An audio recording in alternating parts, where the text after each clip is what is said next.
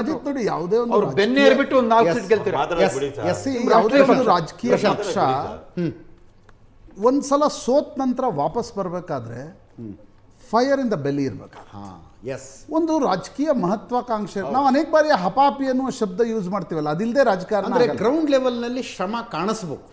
ಇಲ್ಲ, ನೀವು ಇಂದಿರಾ ಗಾಂಧಿ ಬೇರೆ ಕಾಂಗ್ರೆಸ್ಗೆ ಬೇರೆ ರೋಲ್ ಮಾಡೆಲ್ಗಳು ಬೇಡ. ಇಂದಿರಾ ಗಾಂಧಿ ತುರ್ತು ಪರಿಸ್ಥಿತಿಯ ಸಂದರ್ಭದಲ್ಲಿ ಚೌಧರಿ ಚರಣ್ ಸಿಂಗ್, ಮೊರಾರ್ಜಿ ದೇಸಾಯಿ, ಜಾರ್ಜ್ ಫರ್ನಾಂಡಿಸ್ ಕೊಡಬಾರದ ಕಷ್ಟವನ್ನು ಇಂದಿರಾ ಗಾಂಧಿ ಕೊಟ್ಟರು. ಜೈಲಿಗೆ ಕಳಿಸಿದ್ರು, ಮಗನನ್ನು ಜೈಲಿಗೆ ಕಳಿಸಿದ್ರು, ಕುಟುಂಬದಲ್ಲಿ ಜಗಳಗಳಾದವು. Indira Gandhi was waiting for an opportunity. ಬಿಹಾರದಲ್ಲೆಲ್ಲ ಒಂದು ಬೆಲ್ಚಿ ಎನ್ನುವ ಹಳ್ಳಿಯಲ್ಲಿ ದಲಿತರ ಮೇಲೆ ಒಂದು ಅತ್ಯಾಚಾರ ನಡೆದಿರತಕ್ಕಂಥ ಪ್ರಕರಣದಲ್ಲಿ ಅವ್ರು ಹೋಗ್ತಾ ಇದ್ದಾಗ ಅದಕ್ಕೆ ಸರಿಯಾದ ಗಾಡಿಗಳು ಇಲ್ಲದೆ ಆನೆ ಮೇಲೆ ಕುತ್ಕೊಂಡು ಹೋದ್ರು. ಮರುದಿನ ಫೈರ್ ಇನ್ ದ ಬೆಲ್ಲಿ. ಅದು ನೀವು ಅಧಿಕಾರವನ್ನು ವಾಪಸ್ ತರಬೇಕಾದ್ರೆ ಆ ಒಂದು ಝೀಲ್ ಇರಬೇಕು. ಭಾಳ ಬೇಡ ರೀ, ಕರ್ನಾಟಕದಲ್ಲೇ ನಾವು ನೋಡ್ಲಿಲ್ವಾ ಸಿದ್ದರಾಮಯ್ಯ ಮತ್ತು ಸಿದ್ದರಾಮಯ್ಯ ಮತ್ತು ಡಿ ಕೆ ಶಿವಕುಮಾರ್ ಜೊತೆಗೆ ಒಂದು ಮಲ್ಲಿಕಾರ್ಜುನ ಖರ್ಗೆ ಸಮೇತವಾಗಿ ಬಿಜೆಪಿ 2008ರಲ್ಲಿ ಬಂದಾಗ ಯಡಿಯೂರಪ್ಪನವ್ರ ಸ್ಲೋಗನ್ ಏನಾಗಿತ್ತು, ಇನ್ನು 10 ವರ್ಷ ನನಗೆ ಅಲಗಾಡ್ಸೋಕ್ಕಾಗಲ್ಲ ಅಂತಿದ್ರು. ಒಳ ಜಗಳ, ಒಂದು ಅಪಾರ್ಚುನಿಟಿ ಸಿಕ್ತು. ಕಾಂಗ್ರೆಸ್ನ ಒಂದು ಪ್ರಯತ್ನ, ಕೇಡರ್ 224 ಕ್ಷೇತ್ರಗಳಲ್ಲಿ ಕಾಂಗ್ರೆಸ್ ಇಲ್ಲಿ ಜೀವಂತವಾಗಿದೆ, ವಾಪಸ್ ಅಧಿಕಾರಕ್ಕೆ ಬಂತು. ನೀವು ಈಗ ಕೇರಳದಲ್ಲೇ, ಈಗ ಸಂದೀಪ್ ಅದನ್ನು ಇನ್ನೂ ಚೆನ್ನಾಗಿ ಹೇಳ್ಬೋದು, ಕೇರಳದಲ್ಲಿ ಯಾಕೆ ಅಧಿಕಾರಕ್ಕೆ ಬಂತು? 10 ವರ್ಷಗಳ ನಂತರ ಫೈರ್ ಇನ್ ದ ಬೆಲ್ಲಿ ಇದೆ. ಒಂದು ನಿಮಿಷ ಸಂದೀಪ್, ನಾನು ಮುಗಿಸ್ಬಿಡ್ತೀನಿ. ಸಂದೀಪ್ ಅವರು ಒಂದೇ ನಿಮಿಷ, ಬರ್ತೀನಿ ಪ್ಲೀಸ್. ಕೇರಳದಲ್ಲಿ ಆ ಪ್ರಯತ್ನವನ್ನು ಮಾಡ್ತು. ಪಶ್ಚಿಮ ಬಂಗಾಲ್ ಕಾಂಗ್ರೆಸ್ ವಾಕ್ ಓವರ್ ಕೊಟ್ಟು ಎಷ್ಟೋ ವರ್ಷ ಆಯಿತು. ಅಸ್ಸಾಂನಲ್ಲಿ ಹೇಮಂತ್ ಬಿಸ್ವಾ ಶರ್ಮಾರಂಥ ಒಬ್ಬ ಪೊಟೆನ್ಷಿಯಲ್ ನಾಯಕನನ್ನು ನೀವು ಬಿಜೆಪಿಗೆ ಬಿಟ್ಕೊಟ್ರಿ. ನಾನು ಬರೆದಿದ್ದಲ್ಲ, ಇದು ಗುಲಾಂ ನಬಿ ಆಜಾದ್ ಬರೆದ್ರು. ರಾಹುಲ್ ಗಾಂಧಿ ಹೇಳಿದ್ರು ಉಸ್ಕೋ RSS ಮೇ ಜಾನೇದು ಅಂತ.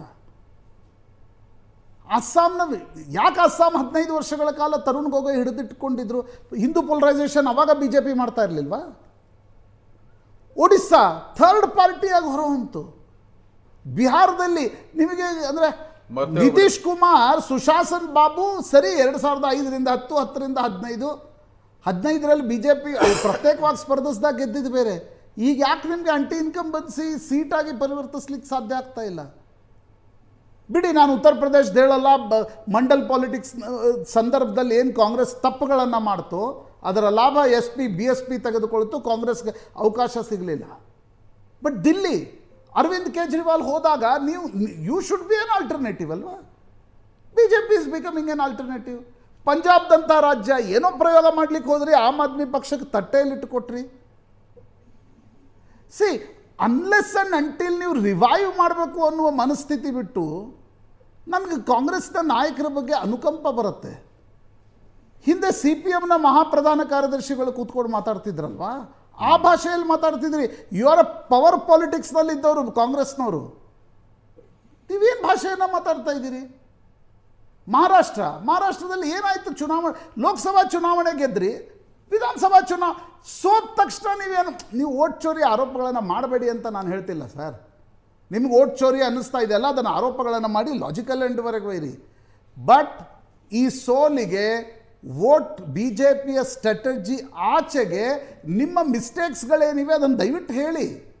ಕಾಂಗ್ರೆಸ್ನಲ್ಲಿ ಈ ಮಟ್ಟದ ಒಳ ಜಗಳ, ನಿಮ್ಮದೇ ನಾಯಕರು ನಿಮ್ಮನ್ನು ಬಿಟ್ಟು ಹೋಗ್ತಿದ್ದಾರೆ. ನಿಮ್ಮ ನಾಯಕರಲ್ಲೇ ಒಂದು ರೀತಿಯಾಗಿರ್ತಕ್ಕಂಥ ಒಗ್ಗಟ್ಟಿಲ್ಲ. ನೀವು ಪವರ್ ಇವತ್ತು DK ಶಿವಕುಮಾರ್, ಸಿದ್ದರಾಮಯ್ಯ ಯಾಕೆ ಇಷ್ಟ ಆಗ್ತಾರ್ರಿ? ಪವರ್ ಪಾಲಿಟಿಕ್ಸ್ ಮಾಡ್ತಾರೆ ಅವರು. ಬಾಗಲಕೋಟೆಯಲ್ಲಿ ಹೋಗಿ ಕೂತ್ರು ಅಂದರೆ ಕೂತ್ರು. ಅದನ್ನು ರಾಹುಲ್ ಗಾಂಧಿ ಮಾಡ್ತಿದ್ದಾರಾ?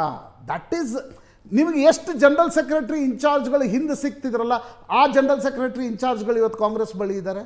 ಪ್ರಶಾಂತ್, 2023 ಅದನ್ನ ಮಾಡದ ಹೊರತು ಬಿಜೆಪಿಯನ್ನ ಎದುರಿಸಲಿಕ್ಕೆ ಇವತ್ತು ನಿಮಗೆ ಟೆಕ್ಸ್ಟ್ ಬುಕ್ ಉತ್ತರಗಳಿಲ್ಲ, ಗ್ರೌಂಡ್ ಉತ್ತರಗಳು ಬೇಕಾಗಿವೆ. ಪ್ರಶಾಂತ್, ನೀವು ಸೋತ ತಕ್ಷಣ ಯಾವುದೋ ಒಂದು ನರೇಟಿವ್ ಬಗ್ಗೆ ನೀವು ಮಾತಾಡ್ತಾ ಕೂತ್ರು. ಮಧ್ಯಪ್ರದೇಶದಲ್ಲಿ ಯಾಕೆ ಸೋತ್ರಿ? ಪ್ರಶಾಂತ್, 2023 ಈ ಪ್ರಶ್ನೆಗೆ ಕಾಂಗ್ರೆಸ್ ಉತ್ತರ ಕಂಡು ಹಿಡಿಯದ ಹೊರತು ಬಿಜೆಪಿಯನ್ನ ಎದುರಿಸೋದು ಇಲ್ರಿ. ಅವ್ರು RSSನವ್ರು ಇದ್ದಾರೆ, ಅವ್ರು ಹಿಂದೂ ರೀ, ಅವ್ರು ಬಂದಿದ್ದೇ RSSನಿಂದ. RSS ಚಿಂತನ್ ಗಂಗಾ ಪುಸ್ತಕದಲ್ಲಿ ಹಿಂದೂ ಮೊಬಿಲೈಸೇಷನ್ ಅಂತಕ್ಕಂಥ ಅವರು ಸಾವರ್ಕರ್ ಹಿಂದುತ್ವ ಪುಸ್ತಕ ಇಟ್ಕೊಂಡು ರಾಜಕಾರಣಕ್ಕೆ ಬಂದವರು. ಅವರೇನು ಅದ್ರ ಬಗ್ಗೆ ಅವರೇನು ಅಪೋಲಜಿಟಿಕ್ ಇದ್ದಾರೆ ಅವರು? ನಾವು ಹಿಂದುತ್ವ ರಾಜಕಾರಣ ಮಾಡ್ತೀವಿ ಅಂತ ಗಟ್ಟಿಯಾಗಿ ಹೇಳ್ತಾರೆ. ನೀವು ಅದನ್ನೇನು ಮತ್ತೆ ಸಾರಿ ಹೇಳ್ತಿದ್ದೀರಿ ಅವ್ರು ಹಿಂದುತ್ವ ಅದಕ್ಕೆ ಉತ್ತರ ಏನು ಅಂತ, ಸೊಲ್ಯೂಷನ್ ಏನಿದೆ, ಉತ್ತರ ನೀವು ಏನಿದೆ? ಏನು ಉತ್ತರ ಕೊಡ್ತೀರಿ?